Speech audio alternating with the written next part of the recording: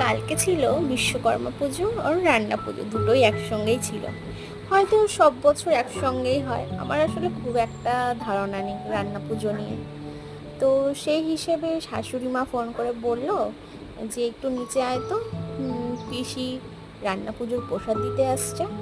তো মাকে বললাম দাঁড়াও বলে জেরিকে ঘরে ঢুকিয়ে দিয়ে নিচে গিয়ে প্রসাদ নিয়ে আসলাম।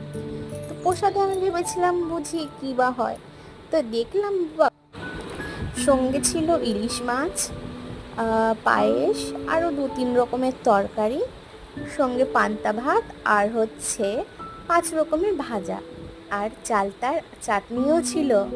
আমার তো প্রত্যেকটা আইটেম খুবই ভালো লেগেছিল। বলে নাকি ঠাকুরের নামে বানানো প্রত্যেকটা জিনিস ভালোই হয়, সে তুমি যতই সিম্পল বানাও। তো আমার তো ভালোই লেগেছিল। তোমরা এই পুজোর সময় কারা কারা প্রসাদ পেয়েছো আমাকে অবশ্যই কমেন্টে জানিও।